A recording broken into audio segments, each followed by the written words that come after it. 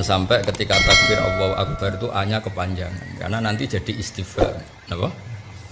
Misalnya Allahu Akbar kan jelas itu kalam khobar, kamu berikrar. Ya Pak, kalau mriki mulang ya, kalau tajwid itu kan urusan talaki, sama iso ngaji ini guru-guru tajwid secara talaki, karena tajwid itu nggak bisa diajarkan seperti ini, harus apa? Talaki. Tapi saya pastikan secara makna itu asal usulnya itu ya karena makna, bukan karena tajwid, asal usulnya karena makna. Ketika seorang mukmin, seorang yang sholat itu bilang Allahu Akbar itu kan ikrar dengan kalam khobar bahwa Allah itu Maha Besar. Ya sudah, harus hamzahnya satu, yaitu milik Allah. Ini bawa panjang. Jadi istifham kan? Jadi apa? Allahu Akbar. Apakah Allah itu Maha Besar? Ya itu kan ya setengah kafir. Tapi pit kafir wong goblok kan ya. Ya alhamdulillah kok sing makmume ya alhamdulillah ra paham wis. Pira-pira gelem ngimami. Ya tahqiqul hamzah, ya tahqiqul hamzah duri qiraah oleh seorang. Qol qiraah kan saduri qiraah oleh seorang marana iku bi qiraatin lan qiraah.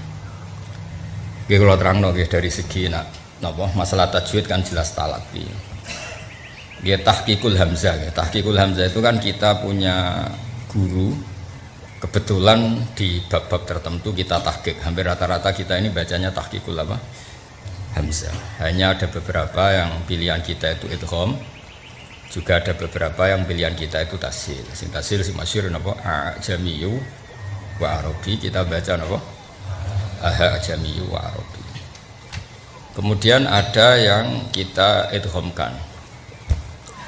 Misalnya dua hamzah, yang satu istifham, yang satu bawaan al. Kados Fir'aun ketika iman dawe malaikat Jibril al-ana waqad asaita. Dari kata apa? Al-ana apa?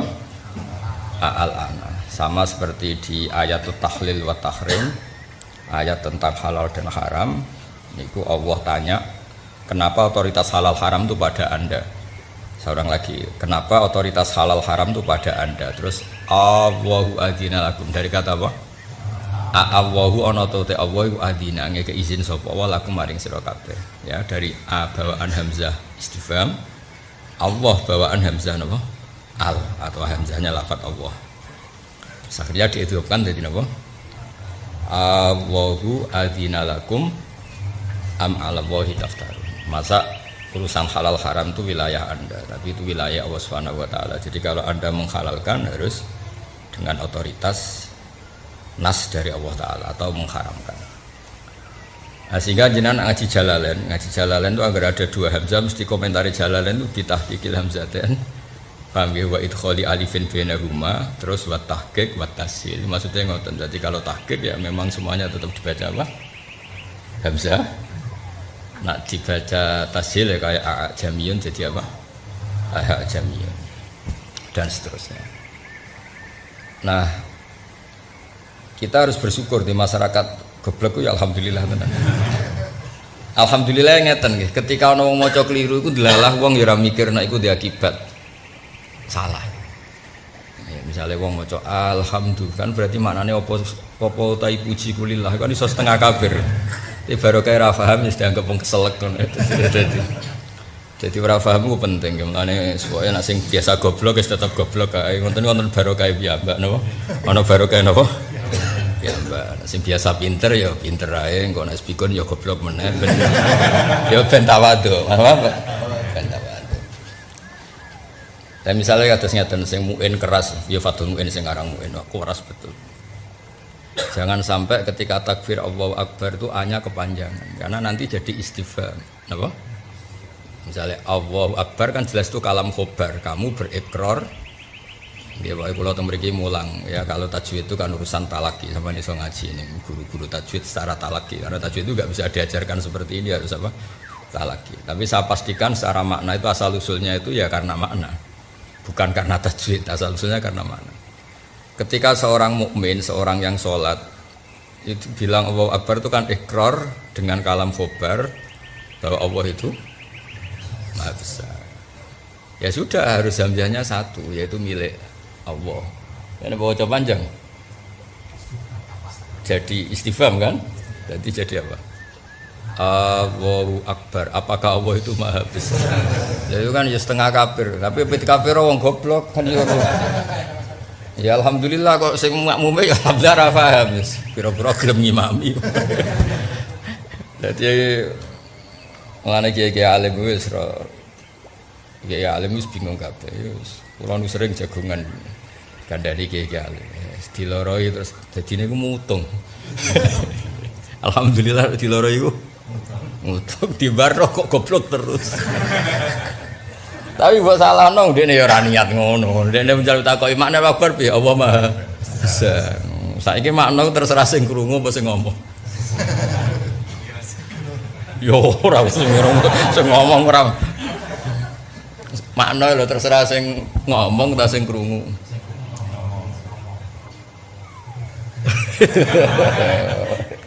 Ya cerita wae, itu lafat-lafat yang dipanjang sithik ku pancen di akibat ke yang lain. Nak kita paham. Baru kira paham iku aman. Lan kula suwun sing biasa goblok ya tetep goblok. Kersane mboten kecangkeman napa? Mboten kecangkeman. Nah mergo nak biasa goblok maksa pinter ya repot. Akhirnya misalnya milih sunah Rasul sing diroi tok liyane koyo ora sunah Rasul yo repot. Asline rapati pinter maksa pinter ku yo repot. Kowe seneng Quran, saking seneng Quran ngrom seneng Quran deres sama deres seneng Quran ora deres ora seneng Quran. Dal wong lagi zakat iku berarti ya lagi Quran di mergo wa'atus wong sing lagi mijeti ibuke misalnya utawa wong masakno ibuke ya lagi Quran ya mergo wabil walidaini sana. Lah kaya maca deres terus wabil walidaini sana mbokmu bengak-bengok kepleset. Dadi macanane Quran tapi prilakune mboten apa? Quran. Itu kan jadi repot. Nah, tapi wong rom seneng Quran iku ukurane deres sing durung deres mbok anggap seneng Quran. Ora deres ya. Jadi ya pancen yo goblok ku barokah nang ngandel. Nak sing biasa goblok ya monggo pancen dari awal rencana Allah iku akanal insanu zaluman apa? Zaluman banget do ini jaulan banget goblok. Ya alhamdulillah sesuai rencana Tuhan. Itu kayak manusia iku akanal insanu zaluman banget. Zalime ergo zalim anut wazan mubalaghah dadi apa? Faul ya kan zalim biasa anak zalim banget zalime jahil bodoh biasa bodoh sing standar nak jahil banget bodoh jadi keren apa maksudnya nak persaingan antara orang bodoh keren jadi mana ketemu mergo bodohnya papan atas bodoh itu ya ana kelompoke no ya monggo nak damel partai mungkin kalau ketuane, saya ketuane wong ora ngandel, ngandel wong. Tapi sementing urip wis pokoke sing seneng pangeran, nggih nek ditakdir bodho ya nek iso dilangi nek ora ya aja dadekno bodho sing keminter, nggih Pak karena bikin pelaturan yang sepihak. Wong bodho sing keminter bikin pelaturan sing napa? Sepihak. Misale senenge salat jamaah, kaya jamaah iku fardhu ain, nek ora jamaah kok mesti salah.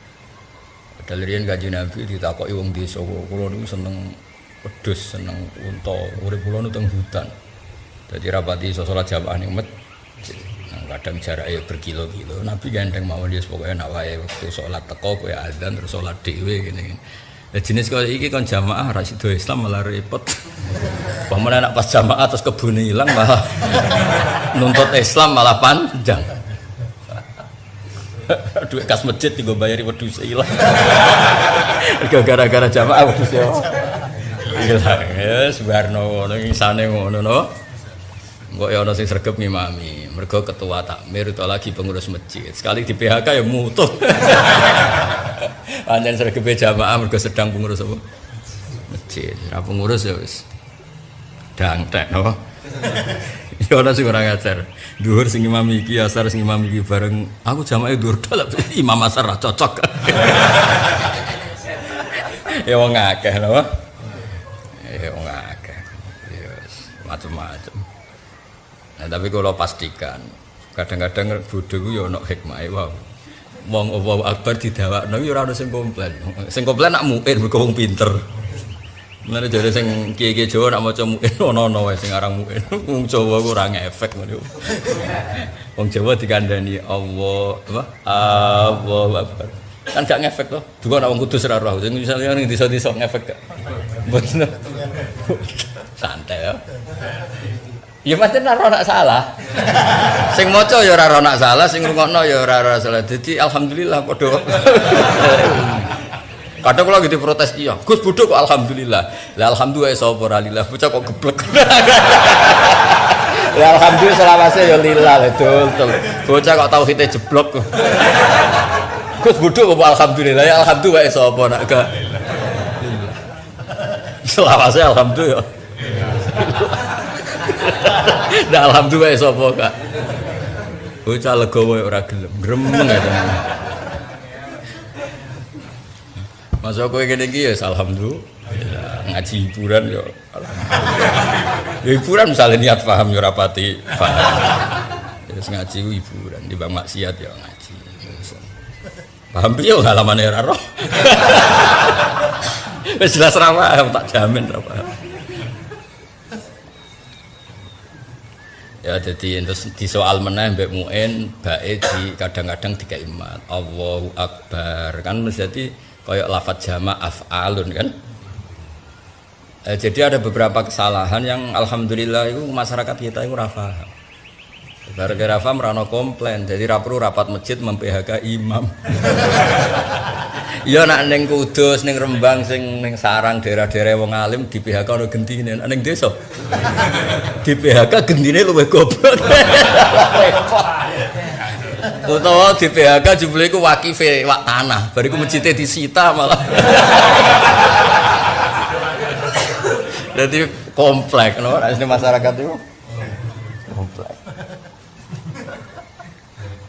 Repot, sebarno. Penting sholatnya gak udah ngetan, keribetan gitu. Karena memang yuk, lo diceritani guru-guru teng desa. Akhirnya alumni sarang nih mulang neng desa. Yo nak mbah tuwa, di mbah tuwa is tuwa kuno. Sholat tuh ngeten, ketune ngeten. Bareng angger sujud yo kena ketune. Wong kena ketune kan. Rumangsane dekne ditertibno, mbah nak sujud yo butuke dibuka sithik. Jebule gak buka bathuk, isuke ra salat. Mutok ya. Semenjak aku nek kapok ngloroi. Perkara bathuk wae malah akhire ra salat. Dadi teng desa ku komplain niku rugi ya. Mergo akibate fatal. Napa akibate iku? Jajal bojomu lara-lara nek ra mulih. Ora ana kamu sing wong wedok diloroi tambah apik ora. Nak nantang minggat iya. Ya nak minggat ra apa-apa nek sing dirafak. Wong omah wae ndekne derajat wae ndekne. Tapi derajat ndekne kaya gus-gus debutan dadi mantune kiai kan ana bunyaine te ora ana kiyaine. Kiyaine sing cantel to. Sing anak kiai sing wedok. Derajat numpang ini ora usah komplain.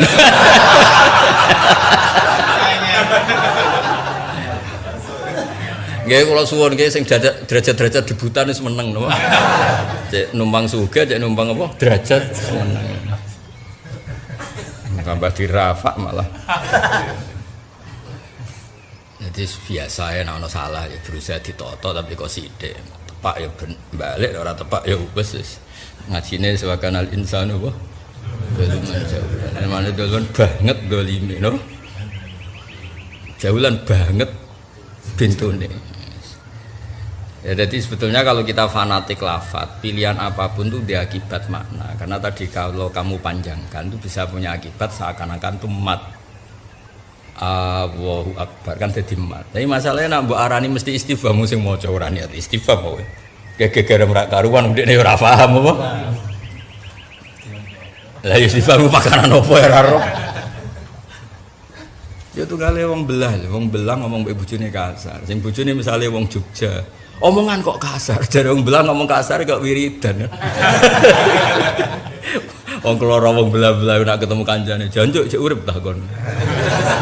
Ngomong ngono iku wis kok wiridan apa? Ya ora gelo sing diomong ya ora gelo, dekne ora niat miso. Ya seneng wong belah nek ngomong wis ngono. Lesu meni lesu gak wah semane lesu cucu temu kok dimae iku.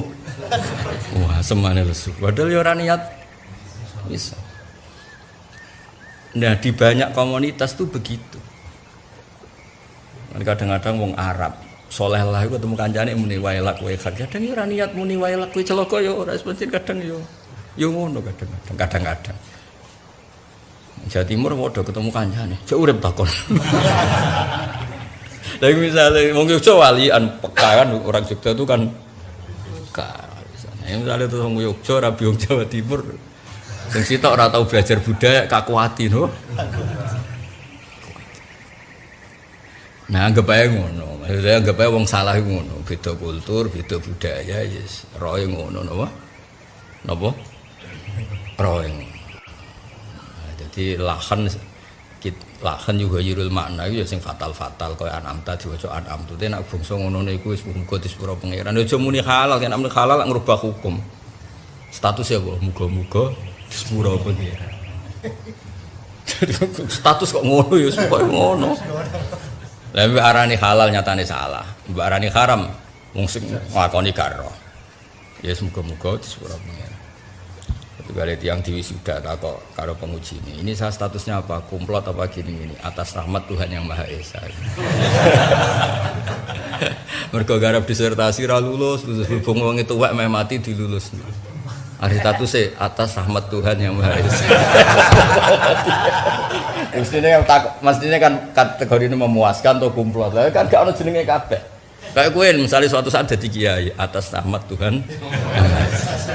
Karena jadi kiai yang sebenarnya kan memenuhi kualifikasi alim, soleh, ranti kasus itu jenis jadi kiai atas nama kualifikasi. Nah kalau gue kan gak misalnya alim ora, anak kiai ora, apa ya ora, berarti apa? Atas nama rahmat Tuhan yang Maha Esa. Jadi kita tahu kenapa kita jadi kiai atas nama rahmat Tuhan yang Maha Esa. Jangan sampai akhirnya orang mesti maslahat dan kamu. Pas minta itu karena tomak kamu, hadun nafsi kamu, serakah kamu, tapi nggak tahu diri, pantas taora dengan permintaan. Kayak gue misalnya jongo jadi wali, iso ya tersinggung, bocah atau tirakat atau jalur jadi wali. Tapi gak dongo ya Allah tersinggung, kere rah tahu dongo. Jadi orang kalau tidak wali itu sudah keliru terus. Jadi gue di sepuro, tapi tak kira itu akeh. Ya jajal ke dongo wali kok sampai kok dirjilan. Kira-kira Allah tersinggung ngapa nyembah? Kira-kira tersinggung. Tapi misalnya kira tahu dongo kepengen kau Imam Syafi'i, apa ya tersinggung? Bocah ora di idola. Terus piye dunya raman kabeh ora sing aman.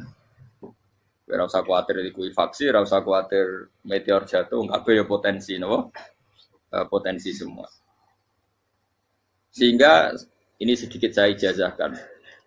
Suatu saat kata Rasulullah, saya yang Mu'ad melihat kamu hanya sejengkal di depan para ulama ketika nanti di akhirat.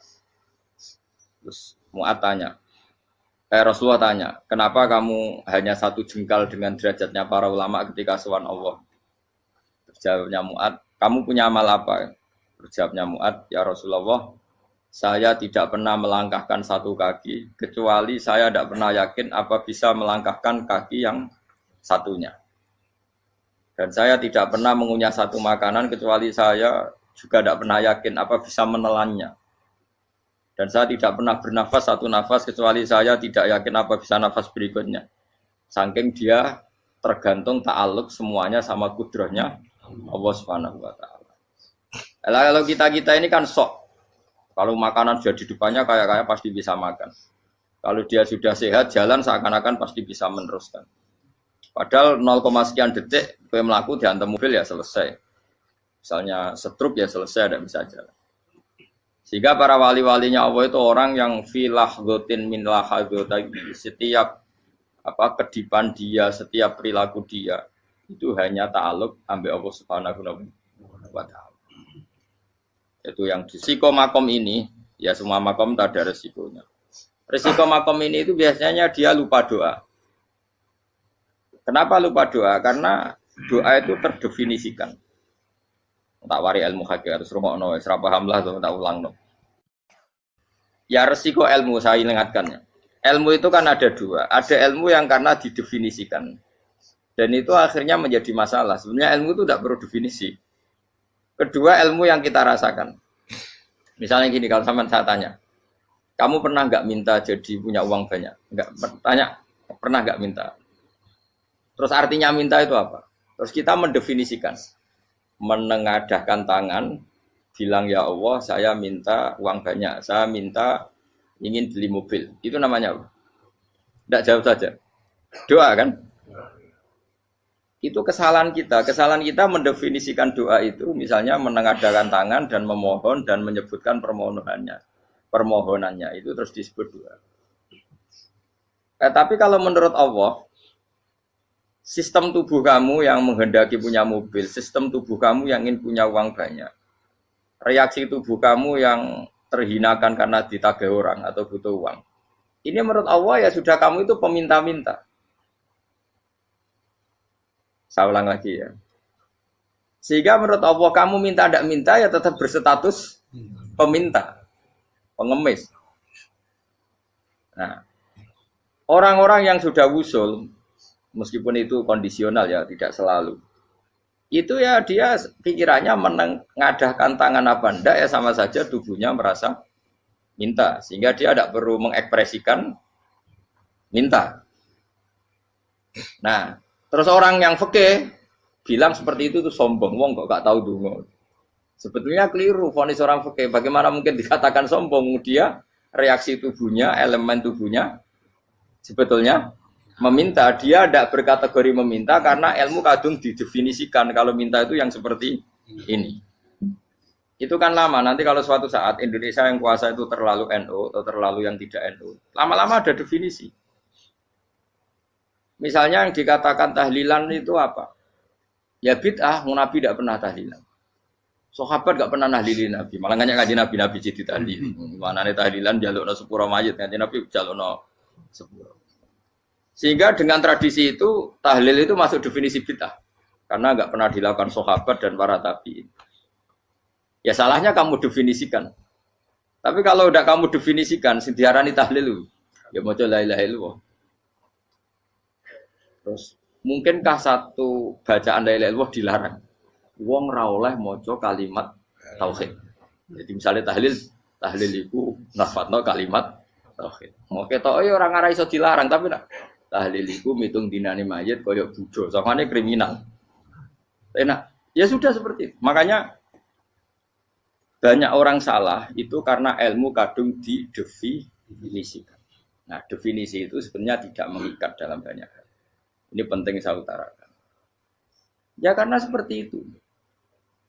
Makanya itu masalah-masalah besar antara kita dan firqah-firqah yang lain. Masalah ahli sunnah, terus masalah yang lain-lain. Memang ya sudah seperti itu. Ya saya ulang lagi ya. Hanya ngutip Habib Abdul Haddad. Jadi syair itu sebenarnya ada di Diwanul Haddad. Apa? Diwanul Haddad. Diwanul Haddad itu syair-syair Abdul Haddad. Misalnya kamu lapar. Perut kamu kan mereaksi minta makan. Andaikan kamu itu Tuhan, kan kamu tahu bahwa perut kamu itu minta makan. Tanpa kita bilang, ya Allah saya minta makan, Allah tahu kalau reaksi tubuh kamu minta makan. Sehingga orang yang tidak minta pun asal makomnya makom yang ikror, mengakui kalau dia butuh, ya namanya sudah minta. Tapi fikih kadang mendefinisikan sing darane minta itu misalnya madhep kiblat terus menengadakan tangan dan sebagainya. Ya sudah kita sebagai orang pengikut ya yang ikuti fikih, yang ikuti tasawuf sebetulnya itu definisi yang sepihak. Sehingga ketika Nabi Ibrahim mau dibakar Namrud, masyhur itu cerita itu. Beberapa hari mungkin bulan-bulan orang disuruh Namrud cari kayu sebanyak-banyaknya. Ketika kayu sudah terkumpul mungkin satu lapangan, Ibrahim mau dibakar. Pegawai ini Namrud itu bingung caranya mencalok Ibrahim. Mereka saking gedene napa? Api. Nak dicalok adoh iku ratok tengah. Nak diparekno iku kepanasan. Masyhur. Terus setan zaman itu urung akeh dadi setan tenan. Saiki kan duplikate sakeh dadi setan ra tau muncul. Wong duplikate wis napa? Akeh. Singkat cerita setan itu muncul pura-pura jadi manusia terus ditemukan manjane. Manjane itu semacam ketepil besar yang jadi menane dari kiai-kiai ketepil haram mergo penemune setan. Dari ini tuh. Tapi nak manjanik penemuan setan itu betul. Walhasil terus dibikinkan satu manjanik semacam ketepil besar, terus Ibrahim dilemparkan ke api. Lewat apa? Ketepil tadi. Idenya siapa? Setan. Nah ketika di tengah api itu unik. Kata malaikat Jibril datang terus tanya sama Ibrahim, ya Ibrahim, apa kamu butuh saya? Butuh. Alakah haja, apa kamu punya kebutuhan? Jawab Ibrahim, lah, saya tidak punya kebutuhan. Amma ilaika fala, kalau ke kamu ndak. Karena kamu makhluk, apapun keren kamu Jibril tetap kamu makhluk. Amma ilaika fala. Ndak maksudnya butuh ke Allah nanti saya nyampaikan. Mana dinya Nabi Ibrahim, kalau Allah ndak usah kamu sampaikan ya sudah tahu. Gua ambek Jibril. Oh, anak kowe ditekek mana? Ya saya ulang lagi, apa kamu punya kebutuhan? Alaka hajalla ama ilaika fala, kalau ke kamu ndak. Ndak maksudnya butuh ke Allah, nanti saya sampaikan. Karena Jibril yang mentang-mentang dekat sama Allah dan tukang memberi informasi. Tapi kata Ibrahim, kalau ke Allah sih nggak perlu kamu, dia sudah tahu. Nah itu terjadi namanya Habib Abdul Haddad Masyhur itu apa? Hasbi min su'ali ilmuhu bihali. Jadi cukup ilmunya Allah itu menjadikan saya tidak perlu minta. Hasbi min su'ali ilmuhu bihali. Jadi ada kondisi tertentu yang para wali itu, saya ulang lagi, kondisi tertentu yang para wali itu ya tidak minta. Tapi kalau itu ditiru jenengan semua ini jadi keangkuhan. Kenapa? Wes ora ndonga tangane ditenangkan. No, atine ya ora eling pangeran, kan akhirnya ra njaluk tenan. Jadi gue aja niru wali-wali. Nah wali-wali itu kan misalnya tangannya tidak menengadah, tapi semua sistem tubuhnya merasa butuh sama. Saya itu pernah ya, tapi itu kondisional dan saya juga ngulang tidak mesti bisa. Ketika saya umroh itu pernah saya ada satu kondisi itu doa ya di putaran pertama terus. Di putaran pertama saya berdoa ya agak banyak di multazam. Putaran kedua mau berdoa sudah tidak berani lagi. Sampai ke-7. Hari kedua ya tidak berani, hari ketiga tidak berani. Nah seperti itu tidak bisa dibuat-buat, meskipun saya juga agak ingin. Tapi ya pas itu ya nggak bisa. Gara-gara itu korban kitab hikam, ya kitab hikam yang terkenal. Kitab hikam itu pernah cerita gini. Rubbama dallahum al-adab ala tarkit tolak. Terus di antara makalahnya itu wa inna ma yunabbahu man yajuzu alaihil ikhfal. Tapi kamu jangan niru dosa kan. Tapi jangan ingkar ilmu ini, tambah dosa. Jadi niru ya dosa, ingkar ya dosa. Jadi ada seorang wali kata hikam. Kadang-kadang seorang wali itu mau doa diulang itu sungkan. Kenapa? Yang perlu diingatkan itu yang potensi lupa. Allah kan masih ingat doa kemarin. Loh itu gara-gara saya sebelum umroh itu mensinau kitab hikam itu agar itu kok. Ya Allah, sing tak dungani wingi ejek eling kok tak eling no meneh. Kan. Tapi kan akhirnya dungane eling. Ya Allah kayak kemarin. Hari ketiga ya Allah kayak. Makanya menurut saya ilmunya orang hakikat itu juga ada sisi kriminalnya karena ya tadi. Tapi kamu ingkar ya keliru. Memang Allah enggak mungkin lupa, ngapain kamu ingatkan. Makanya menurut saya Allah itu mangga terbaik, bener-bener Rahman Rahim. Mestinya nak Allah terbaik, kowe ndonga bedino malah ngamuk. Lah aku lali tapi mbok ilang eling dong. Tapi Allah itu ya maklumi, memang yang mungkin lupa. Wong Allah tidak pernah lupa kok, kamu ingetin terus. Atau kamu menggurui Allah, yaitu ya Allah nang sebadani kalau di duake, padahal enggak mesti maslahat bagi kamu. Duake ora mesti maslahat bagi kamu. Maka ada sekian contoh yang wali itu dibully pangeran. Saya sering cerita, banyak cerita wali itu dibully pangeran, digarap ya pangeran. Ini gara-gara salah itu. Saya pernah cerita dan itu ada di hikam betul di kitab hikam. Itu ada. Ada wali itu tukang hamal itu manol di pasar itu tukang angkut. Jadi kalau ada orang bawa barang berat diangkut dia, terus misalnya kalau dulu mungkin ya ke kereta atau ke singkat cerita terus diupahi. Setelah dapat apa dia pasti pulang karena dia hanya butuh makan satu piring karena dia tirakat makan satu piring untuk ibadah 24 jam. Singkat cerita dia ngeluh ya Allah, kamu tahu, engkau tahu saya ini pecinta engkau. Saya ini hanya butuh makan satu piring untuk kuat sholat. Tapi kenapa harus jadi juru manol? Berilah saya rezeki yang tanpa kerja. Nah, selang sekian hari dia dituduh maling, terus di penjara, terus dapat rezeki tanpa kerja. Dia ya Allah kenapa jadinya gini? Kan kamu minta rezeki tanpa kerja. Ya itu penjara itu rezeki tambah kerja kan. Jadi Allah memperlakukan para walinya itu memang unik. Ya kadang dibully. Sehingga dalam cerita-cerita kenabian, kata Qadiyat itu, nggak ada orang yang sering dibully Allah kayak nabinya. Karena nabi itu orang yang dicintai Allah. Jika salah sedikit saja itu, cara pangeran, cara kampus itu digarap, pokoknya dipelonco, pokoknya salah sedikit. Misalnya begini, Nabi Yakub itu kan nabi. Dia mungkin nyon jauh nggak tersadar, nyembelih anak sapi itu di depan indukannya. Ya beliau mungkin spontan saja, Pak. Kalau kamu yang melakukan pasti tidak ada hukumannya karena Allah tidak pati peduli sama kamu, sudah lah. Artinya nggak peduli, salah pantas saya ora jelas ya gitu. Tapi ini nabi.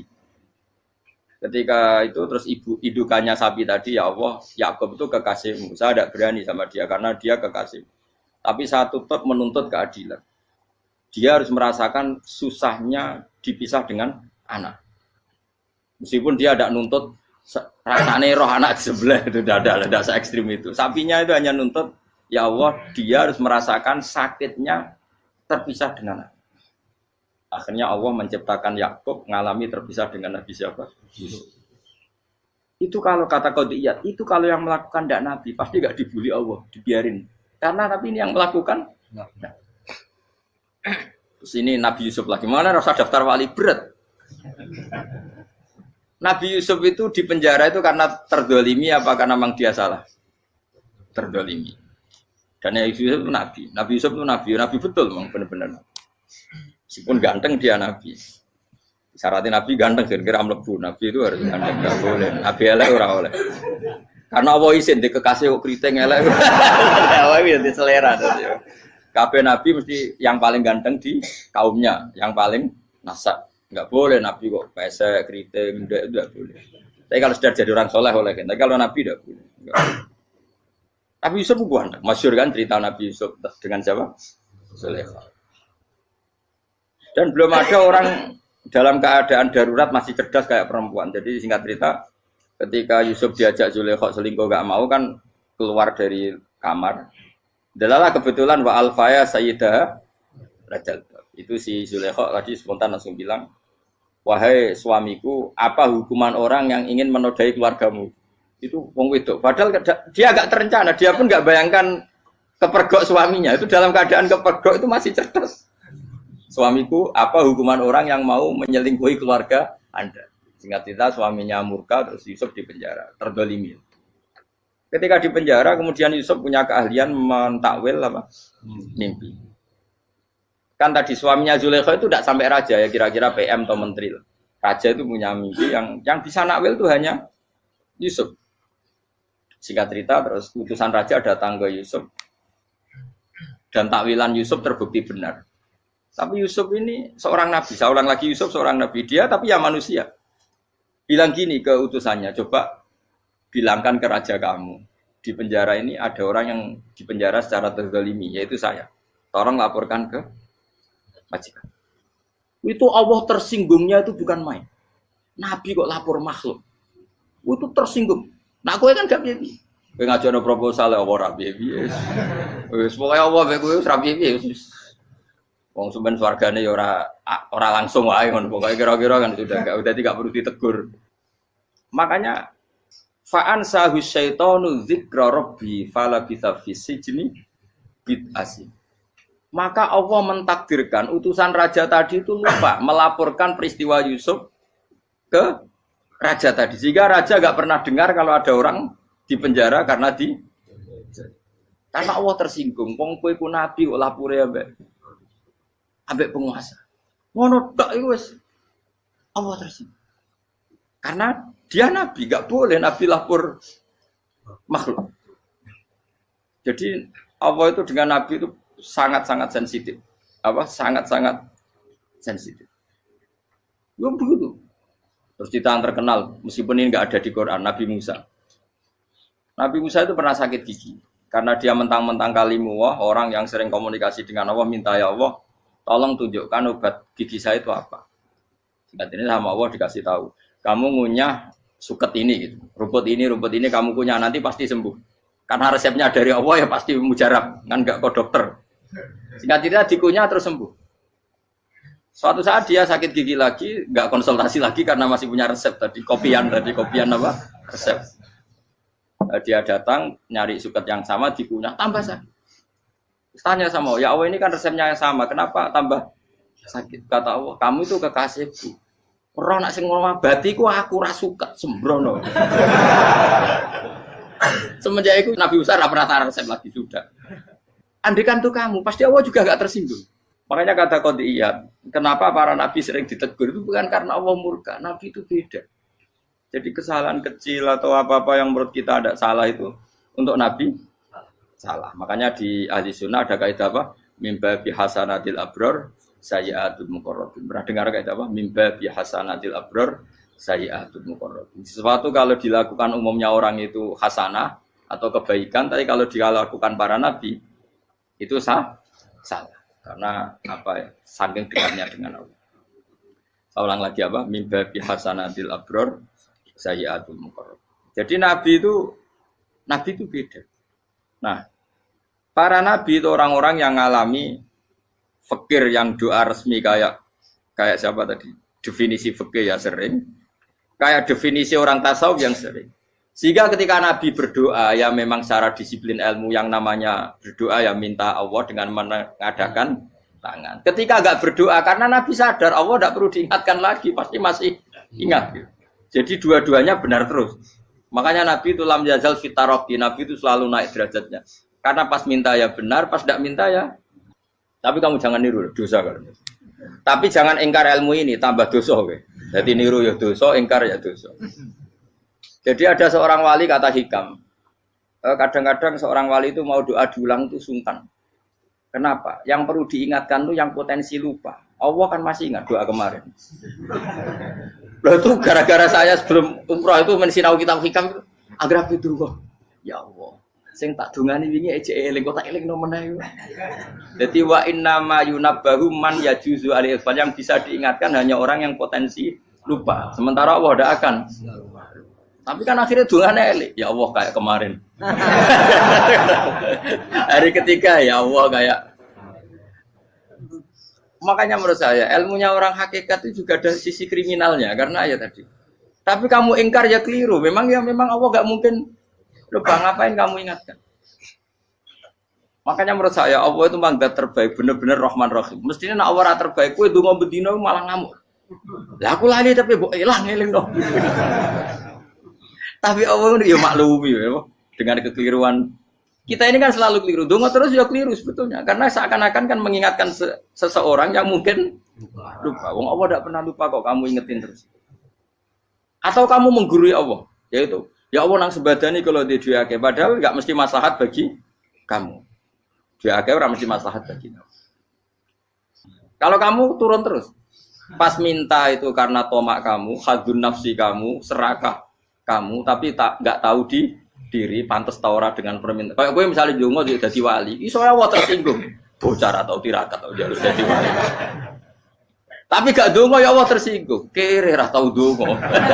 Jadi orang kalau ndak wali itu sudah keliru terus. Ya muga di sepuro, tapi tak kira iku akeh salah. Ya jajal ke dongo yo koyo wali kok Sabtu Qadir Jilani. Kira-kira Allah tersinggung ngopo nyembadani? Kira-kira tersinggung. Tapi misalnya kira tahu dongo kepengen kau Imam Syafi'i, Allah tersinggung. Bocah ora di idola. Terus piye Gus? Piye kadung salah biasa wis. Wis bakat salah no. Bakat salah. Ini sedungane sing gampang itu mesti bener. Rabbana dzalamna anfusana wa lam taghfir lana wa tarhamna lanakunanna minal khasirin. Saya pernah punya kitab dan kitab itu menurut saya luar biasa. Bahkan ketika adu bully itu, adu cara mahasiswa itu kayak pelonconan itu. Nabi sama Nabi pangeran itu dan itu sekali yang satu salah melakukan disiplin ilmu pangeran itu degradasi. Dan Allah memang mengancam gitu. Kalau kamu melanggar ini la ahbiton min diwanin nubuwah. Nanti la amkuan min diwanin nubuwah. Kamu saya hapus dari buku kenabian. Tes-tesannya ya lucu. Misalnya begini. Kata Nabi Musa kan ditanya. Ketika dia khutbah ditanya orang. Siapa orang paling alim ya Nabi Allah? Sekarang orang paling alim itu siapa? Nabi Musa jawab, saya kan. Ya itu Allah tersinggung karena wong kok mletene ngono. Tapi andai kan Nabi Musa kok jawab Fauzi, itu salah. Oh, tambah salah meneh. Atau jawab Ruhin, malah salah meneh. Tapi jawab Musa ya salah. Saya Gusti, saya kan. Orang paling alim siapa? Saya. Allah memperingatkan Musa, ada seseorang yang lebih alim ketimbang kamu. Coba kamu harus ketemu dia. Ketemu dengan cerita ketemu Nabi siapa? Khidir. Terus dalam 3 sesi ini, 3 babak ini buli-bulian. Nabi Khidir itu dalam 3 babak ini selalu kelihatan salah.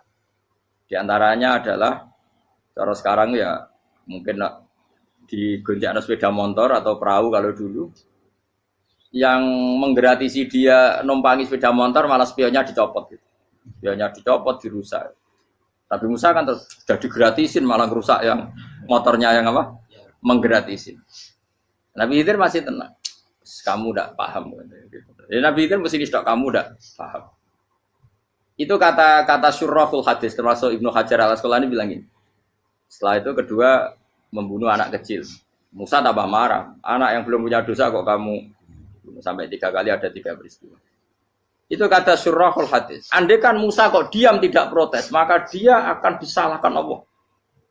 Karena dia berarti membiarkan kemungkaran di depan matanya tanpa reaksi. Jadi sebetulnya ketika Musa berontak itu Nabi Khidir, Nabi tenan gitu. Jadi itu kan unik. Tapi berontak yo disalahno. Dadi angel sandi tes-tesan dadi nabi ku yo angel.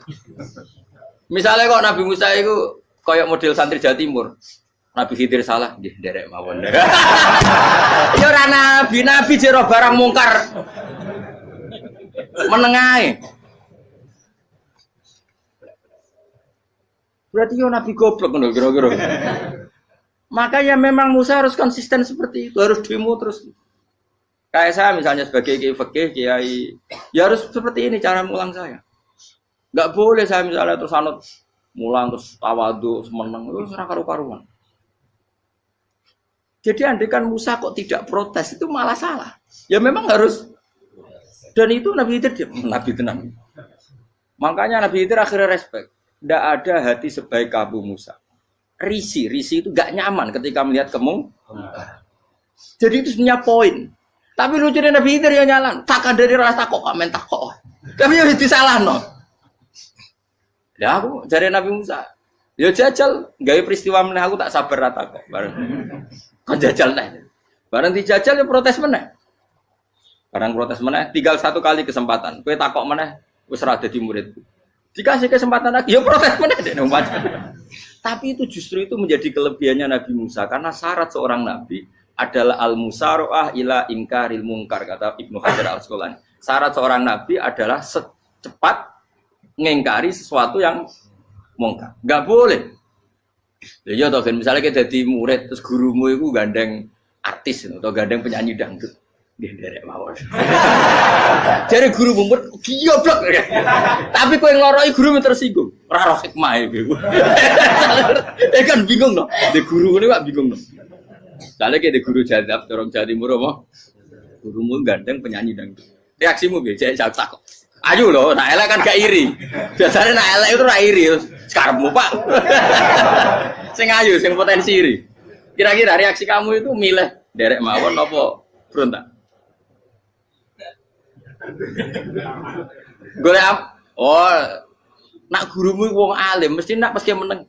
Muridku goblok tenan, gak sensitif. Roh barang mungkar dilakukan di depannya kok tidak reaksi, tidak protes, gak gebet tenan.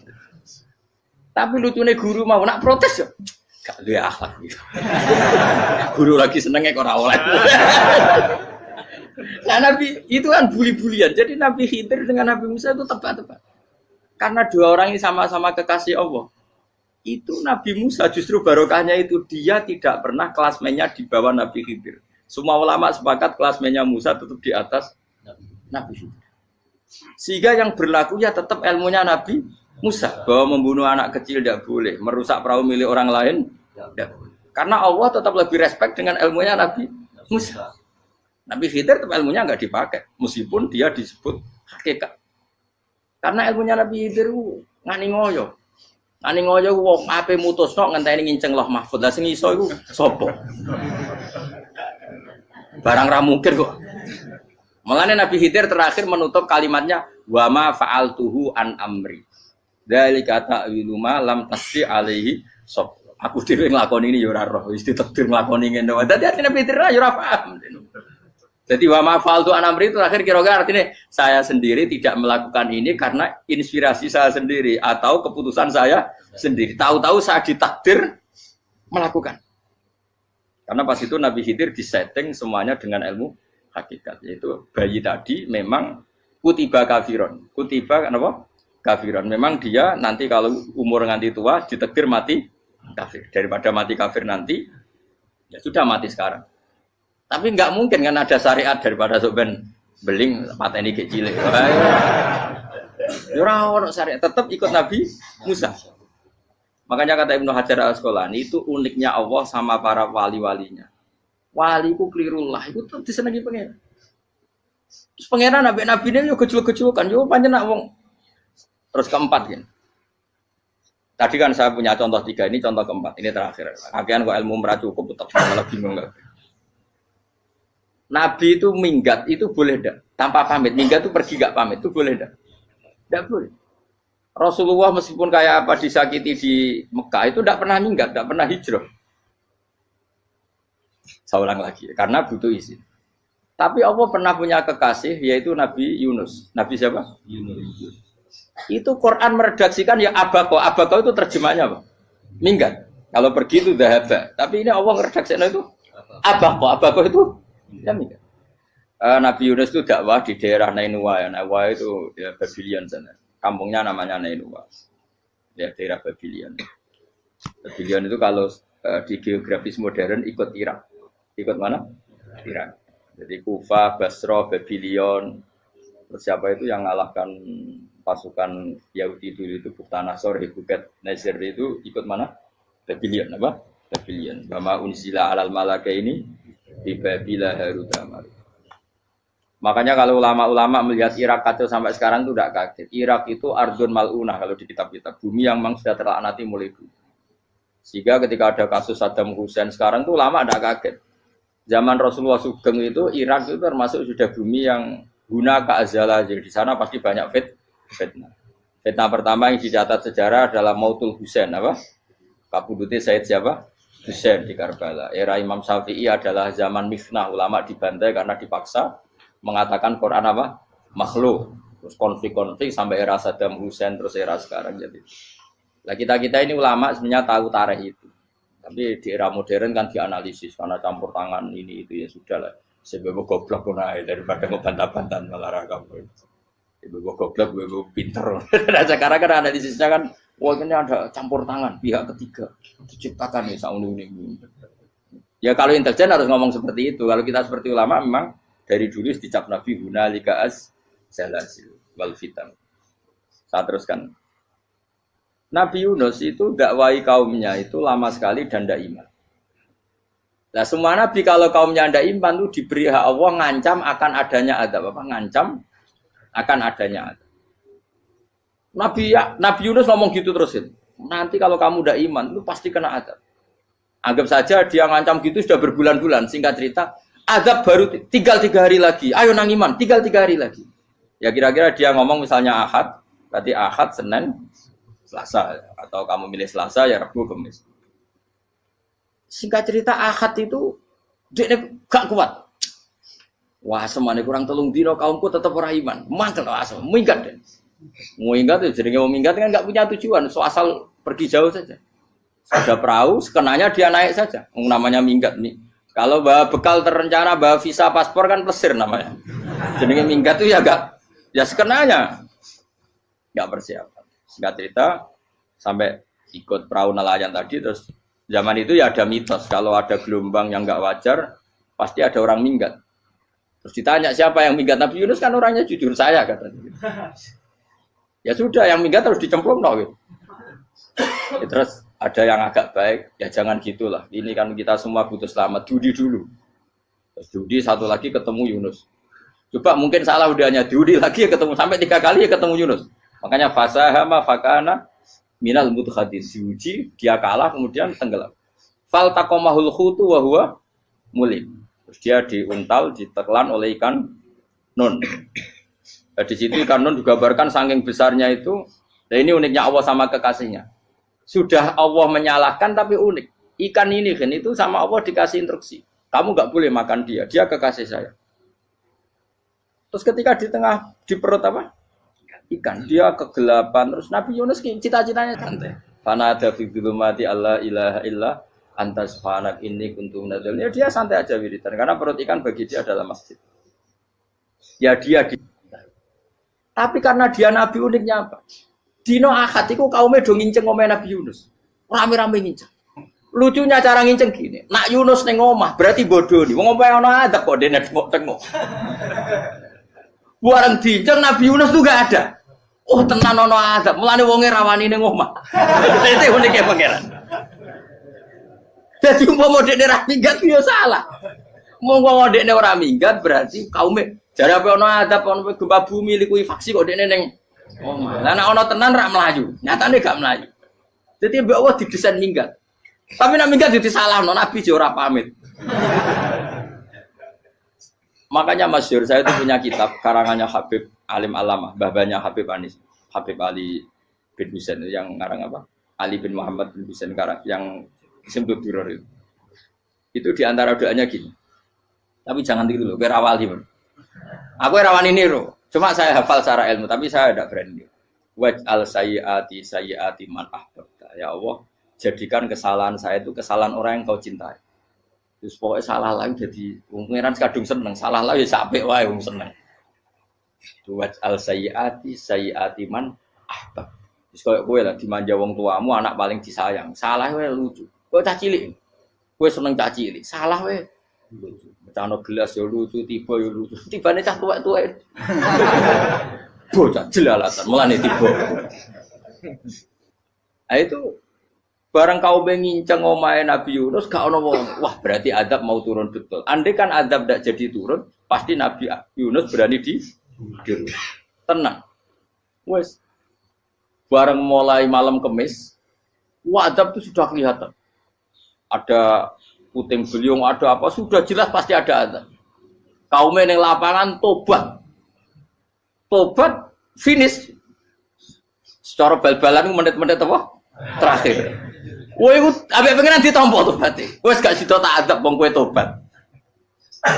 Singkat cerita Nabi Yunus hari ketiga atau apa dia selamat. Pakai versi yang umum saja. Selamat faltaqamaul hutu bahwa falaula annahu kana minal musabbihin la bisa fi batni la yaumi yub'atsun. Akhirnya dimuntahkan sama ikan nun tadi terus dia keluar.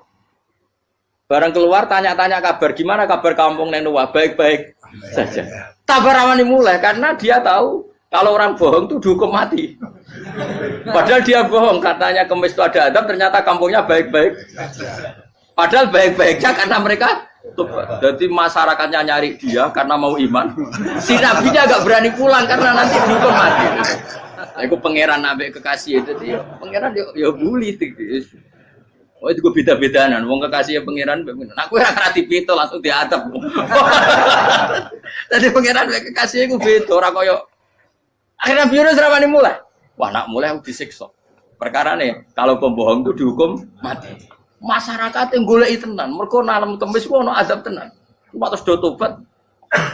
Disebut falau laka nasqaryatun amanat fanafa'aha imanuha illa qauma Yunus lamma amanu kasyafna anhum adzabal khizyi fil hayatid dunya. Enggak ada kampung yang saya adab kecuali kasil tak adab, kecuali kaum Nabi Yunus. Aku wis meh ngadab lho, pas menit terakhir peta adab tobat. Akhirnya rasido dari pangeran. Iku kaum Nabi ten. Iku yo barokah minggate Nabi Yunus. Lah iku nabi. Wong kliru kok barokah. Iku nabi. Umpama Nabi Yunus ora minggat, kaume berpikir Yunus bohong. Wong ape ana azab kok tengok-tengok ning omah. Tapi pas minggat tenan yo disalahno pangeran, minggat kok gak. Hikmat. Amalane kira usah protes. Wali iku beda, kekasih pangeran. Itu sama dengan sing dialami Rasulullah sallallahu alaihi wasallam ning Sulhul Hudaybiyah. Semua perjanjian itu salah secara hukum fikih. Bukan salah lagi, sangat salah cara ukuran fikih. Sehingga semua sahabat itu protes kecuali Abu Bakar As-Siddiq. Cuma semuanya omong Umar, tapi semua sahabat akhirnya ya. Coba di antara perjanjian gini. Pertama kan Enggak, biar sampean enggak terlalu jadi teroris, enggak terlalu jadi ekstremis. Memang ya ora usah jadi teroris, ya ora terlalu jadi teroris. Semua itu mungkin, Kang. Ning dunia semuanya mungkin. Singkat cerita Nabi itu sudah di Hudaybiyah. Hudaybiyah dengan Mekah kan tinggal sekitar paling 40 kilo. Saya pernah itikaf di masjid yang pernah dipakai Hudaybiyah. Kan sekarang jadi mikot ya. Termasuk mikot umroh di Mekah kan apa? Hudaybiyah kan mikot di yang terkenal kan apa? Jirona, Tanim, Hudaybiyah. Itu perjanjiannya tuh gini. Perwakilan dari Quraisy namanya Suhail bin Amr, siapa? Suhail bin Amr. Perjanjiannya gini, Muhammad kamu tidak boleh masuk Mekah. Kamu boleh masuk Mekah itu tahun depan. Padahal Nabi sudah bilang ke para sahabatnya, ayo kita umroh. Dan diberi hak umroh. Tapi setelah sekitar 40 kilo masuk Mekah, dicegat sama orang kafir Quraisy. Lah, Nabi sakit tenan. Nabi kadung mentafsir, memberi berita gembira, saya mimpi, kalian masuk tanah haram, aminina mukhalikin, aman semua. Semuanya bercukur gundul atau mencetak rambut. Pokoknya, terus kata sahabat senang sekali karena mimpi Rasulullah tidak pernah apa? Tidak pernah salah. Bareng di situ, di antara perjanjiannya, hadza ma kataba ali Muhammad Rasulullah. Ini perjanjian yang ditulis Muhammad Rasulullah. Kata Suhail, hapus kata Muhammad Rasulullah. Kalau saya tahu kamu Rasulullah, tidak saya perangi. Tulis Muhammad bin Abdullah. Kata Rasulullah, ya Ali, hapus tulisan Muhammad Rasulullah. Kata Ali, tidak saya akan menghapus setelah Muhammad Rasulullah. Saya Nabi unik. Hapus gak popoli, masih aku hapus aku tetap Rasulullah. Wong tulisan wae. Jadi Nabi ya rileks saja. Tapi Ali katanya, fawwama ana bimakhihi abadan. Saya tidak akan menghapus tulisan itu selamanya. Kata Nabi, kowe nek ora gelem hapus, tanganku didono, aku sing hapus. Nabi kan umi tidak bisa baca terus. Tangannya Nabi sendiri yang dilewatkan Ali ke tulisan itu sehingga terhapus. Nabi ya rileks, wong tulisan wae aku ora ditulis Rasulullah ya tetap Rasulullah. Nabi masih rileks. Terus perjanjian kedua, kalau ada orang kafir Quraisy masuk Islam harus dikembalikan karena berarti keluar dari habitat. Tapi kalau sudah Islam kok masuk kafir lagi harus dibiarkan karena berarti kembali ke habitat. Nabi bilang ya nggak masalah. Semua perjanjian itu merugikan Islam. Itu secara fikih pasti salah. Akhirnya Umar itu protesnya keras sekali. Ya Rasulullah, apa engkau masih nabi? Utakai sengak. Apa engkau masih nabi? Dan Nabi siapa santai bala ya saya masih nabi. Tapi kenapa kamu hinakan kita dan memberikan kehormatan pada orang-orang kafir itu? Jawab Kanjeng Nabi lucu. Ya agama iki wae pangeran. Masih aku perjanjian ning ngono kok pangeran sing angkat agama iki tenang wae. Kanjeng Nabi ku yo perjanjian mek manusa gampang. Jadi Nabi itu sange imannya Allah tetap yu'izzu hadaddin. Allah pasti memuliakan ini agama. Apapun perjanjian yang diciptakan manusia. Makanya bapak saya, Mbah Mun guru saya itu ngaram-ngaram tenan mikir Islam. Islam mbok pikir haram, ono sing duwe. Ben ngono. Dunia rusak kok apa ben. Tetep Islam ku mulya. Rasa mbok pikir wis keliru-keliru lah perjanjiane dunia keliru lah. Lho coba Uni Soviet kayak apa hegemoninya? Kayak apa kuatnya Uni Soviet? 100 tahun mengkooptasi Uzbek, Tajikistan dan tapi apa bisa menghilangkan keimannya orang Uzbek Ceknya? Ketika Uni Soviet bubar langsung malah negara-negara itu jadi persemakmuran yang negara apa? Indonesia kayak apa? Dikooptasi PKI, dijajah Londo 350. Mbah Soleh Darat alim zaman Londo, buyut-buyutku alim zaman Londo. Iku semondok Mekah ya alim. Zaman PKI ada wong alim. Saiki ayo, zaman Islam Nusantara apa ono sing alim koyo. Itu Islam menarik zaman wis di regani negara, zaman rung dinegani negara iku wis mul. Karena ini agama milik Allah. Punya ketahanan yang luar biasa. Sebenarnya dari Nabi tentang kayak perjanjian salah lah, gak apa-apa. Inna wa ta'ala a'azza hadati. Inna wa ta'ala la yudhi'u dinahu wa la yudhi'u. Pokoknya pangeran bakal ngembar agamanya orang masalah perjanjian keliru lah. Perjanjian ketiga itu semuanya merugikan Islam. Tapi apa kata Abu Bakar ketika protes Nabi gak dijawab, datang ke Abu Bakar. Menurut kamu gimana? Jawab Abu Bakar lucu. Makanya ini menunjukkan makanya kenapa ahli sunnah berkeyakinan Abdulus Sahabat itu siapa? Abu Bakar. Jawab Abu Bakar. Wes samar, perjanjiannya keliru lah, wes keliru lah. Kayak gremeng-gremeng santai gremeng. Tapi la tadkhul bainahu wa baina habib. Kamu jangan masuk wilayah itu hubungannya orang yang terkasih sama kekasihnya. Wes gak masuk akal lah, semuanya menengah. Ya sehingga ya sudah Allah punya. Ternyata nah perjanjian keempat ini yang agak Nabi hanya minta gini toh. Itu saya turuti semua, tapi saya minta satu hal kata Nabi. Bolehkan diskusi tentang Islam terbuka. Makanya diskusi terbuka itu baru kata Nabi. Jangan larang orang mendiskusikan Islam. Itu dok mintanya. Oke, dari Suel, diskusi wae pikirannya Suel kan, diskusi wae. Enggak masuk Islam, diskusi. Jangan larang orang yang membicarakan Islam secara terbuka. Ada kata terbuka. Dari Suel, oke, enggak masalah.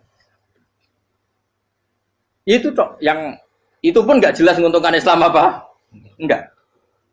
Akhirnya apa yang terjadi? Darun Nadwa, tempat-tempat pertemuan, cara sakniki gerdu, gedung parlemen. Semuanya itu diskusi. Sajane Muhammad itu sapa? Konsep Islam itu. Dan semua yang cerdas juga. Sajane ya bener Muhammad. Nyembah watu ya pancen giyoblok tenan. Pancen giyoblok tenan watu kok di. Terus nak Yahudi. Yahudi ora bener pisan, Nasrani ora bener pangeran atau. Wah, diskusi. Suwe-suwe hasil diskusi sepakat. Pancen dia tetap bener Muhammad. Tetap bener Muhammad. Akhirnya hasil diskusi itu akhirnya mereka membatalkan perjanjiannya sendiri. Perkara ini baru kayak apa? Malah Nabi ketika Bali di Medina, Umar sempat protes ning dalam. Oke ya Rasulullah, saya nerima konsep Anda, tapi saya menyisakan satu pertanyaan. Jadi jenengan niku ana ayat sing nurjukna la tadkhulunal masjidal haram insyaallahu aminina muhalliqina ru'usakum. Lah kok nyatane ra sida mlebu Mekah, malah kita terusir kembali lagi ke Medina. Iku Nabi yang agak lucu ngendikan. Mar, ning ayat iku ra gak ana taune. Apa ana ayat iku tahun iki? Sing ngatene tahun iki ra kowe. Jadi Nabi iya ora ana taune ya. Ora ana taune kok tauni dhewe kan kira-kira. Ayat itu kan gak ana taune, Umar ae sing GR nafsiri tahun ini. Wong awam suatu saat kamu akan masuk Masjidil Haram. Tapi kan gak ada taune ayat itu. Apa di ayat itu ada tahunnya Umar dan Allah bilang tahun ini ya ndak, ya sudah kalau gak ada tahunnya ya pokoknya mesti kapan-kapan terjadi. Tapi ora saiki. Kayak sugih rugen kan gak ono taune, ora iso. Mau aku ndongakno sugih tapi kan tanpa tahu. Iso suwi. Nah, akhirnya apa yang terjadi? Ada diskusi masif di Mekah. Setiap yang cerdas, setiap Nabi tanya Abu Sufyan siapa? Nabi mau komentar gini, sama siapa teksnya?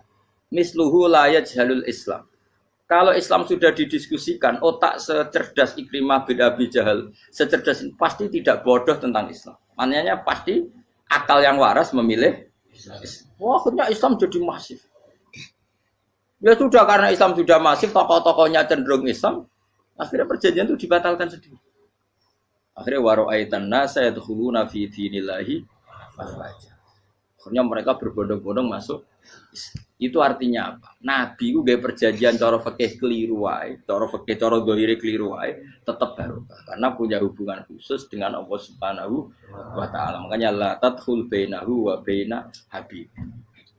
Itu kan kayak ya sudah seperti itu. Di pangeran makanya Sayyid Ali itu Sohibu Simtiduran nak dungo di antara doanya waj'al sayyiati man ahbabta.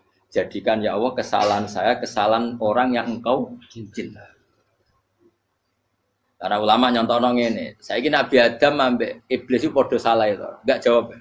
Padha salah, iblis itu salah bodoni Nabi Adam salah dilarang mangan wit khuldi tetep mangan. Mau trimo rayuane sinten? Iblis. Tapi wong piye-piye pangeran ku seneng Nabi Adam. Sediluk diusir bar sumajtabahu rabbuhu fataba alaihi wa bar langsung Adam urung metu ka swarga wis diwarai. Damke kepengin tak sepuro nggih, tak warai dongane. Iblis tak diwarai. Mane kena donga. Wong kuwi dadi mane ya pokoke wong disenengi ku menangan. Lan kabeh aja donga iku, kowe ora bakat wali biasa wae iki cerita. Ya sudah seperti itu. Ya, tapi emang ya sudah seperti itu. Nabi Adam itu urung pati keusir tenan, Gus fatalah ko Adam Rabbi kalimatin fataba. Jadi urung terlalu jauh dari surga. Kemana lagi pes pertama medun ke bumi ambek Allah wis diwarai beberapa kalimat sing dadekno di sepuro. Qawat al sayyiati man ahbabta. Ini penting kalau atur namanya wilayah-wilayah kenabian itu wilayah yang kita tidak pernah tahu detailnya, tapi kita yakin Nabi itu para kekasih Allah. Dan agama Islam itu juga agama paling diridhoi.